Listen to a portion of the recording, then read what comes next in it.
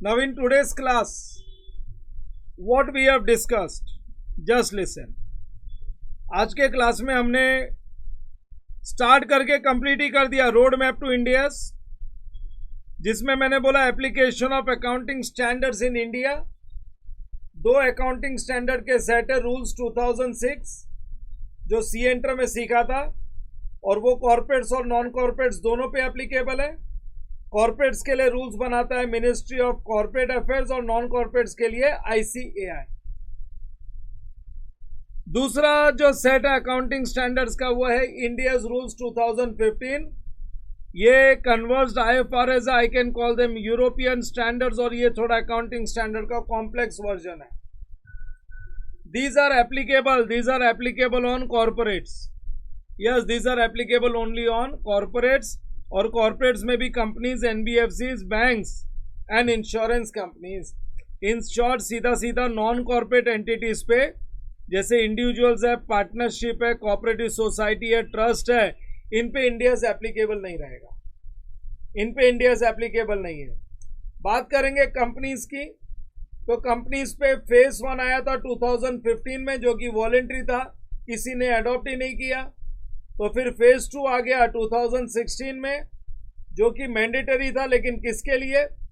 Listed companies and unlisted companies जिनका net worth 500 crore के ऊपर था, और उनकी holding company, subsidiary company, joint venture और एसोसिएट्स पे। रिगार्डिंग फेज 2 में कंपनीज में सारी लिस्टेड कंपनीज को कवर कर लिया, भले ही उनका नेटवर्थ 500 करोड़ से कम हो। और अनलिस्टेड कंपनीज के लिए 250 करोड़, जो भी कंपनीज का नेटवर्थ 250 करोड़ के ऊपर चला गया, up to 250 crore AS apply होगा, पुराना AS। लेकिन the moment it cross 250 crore, about 250 crore, तो अनलिस्टेड कंपनीज भी, सारी अनलिस्टेड कंपनीज जिनका नेटवर्थ 250 करोड़ के ऊपर है, इंडियाज एप्लीकेबल कंपनीज बन गई। और इतना ही नहीं, इनकी होल्डिंग, सब्सिडरी, जॉइंट वेंचर और एसोसिएट्स। यहाँ पे याद रखना, ये जो हम लिस्टेड की बात कर रहे हैं ना, ये रिकॉग्नाइज स्टॉक एक्सचेंज पे लिस्टेड कंपनीज की बात कर रहे हैं। SME स्टॉक एक्सचेंज पे लिस्टेड हो तो फिर इंडियस नहीं लगेगा। और दूसरा और एक चीज, एक बार इंडियस अप्लाई कर लिया ना, फिर बाद में रिवर्स नहीं है, वन वे ट्रैफिक, रिटर्न नहीं आ सकते। और एक चीज, अगर इंडियस तुम्हारे सेपरेट फाइनेंशियल स्टेटमेंट्स पे एप्लीकेबल है, तो CFS इंडियस के अकॉर्डिंग ही बनेगा। फिर उसके बाद में NBFC में 2 फेज में आ गया। NBFCs होती क्या? ये एक्चुअली लोन प्रोवाइडर्स होते हैं, FD एक्सेप्ट करते हैं, लोन्स देते हैं लेस फॉर्मेलिटीज के साथ। बैंक के तरह ही काम करते हैं, क्योंकि बैंक भी लोन देता है, लेकिन एग्जैक्टली बैंक्स नहीं होते। सारे के सारे लिस्टेड और अनलिस्टेड कंपनी जिनका नेटवर्थ 500 करोड़ के ऊपर था, वो 1 अप्रैल 2018 से इंडियस उन्होंने अडॉप्ट कर दिया और अकाउंटिंग शुरू कर दी इंडियस के अकॉर्डिंग। और इतनी इनकी होल्डिंग कंपनी, इनकी सब्सिडरी, जॉइंट वेंचर और एसोसिएट।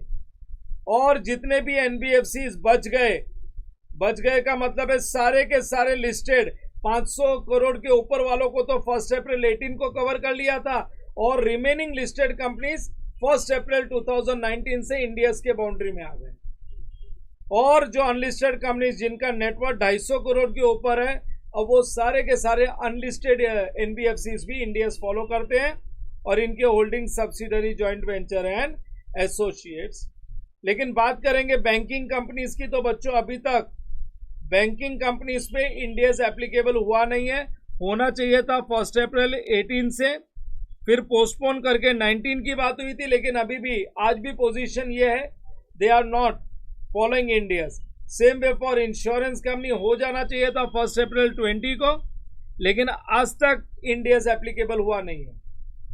नेटवर्थ में क्या क्या लेने का है? पेड अप शेयर कैपिटल, सारे के सारे रिजर्व्स, लेकिन उसमें रिवैल्यूएशन रिजर्व्स नहीं लेना है, and reserves created out of revaluation of assets, वो नहीं लेना है बस। और कोई लॉसेस है या डिफर्ड एक्सपेंडिचर्स है, वो माइनस कर देना। This is your net worth. So this was our today's discussion, और लास्ट में मैंने एक समराइज करके दे दिया। सो टुवर्ड्स द एंड जब लेक्चर देखोगे, तो ये लास्ट पार्ट तुमको समरी में भी मिल जाएगा। So that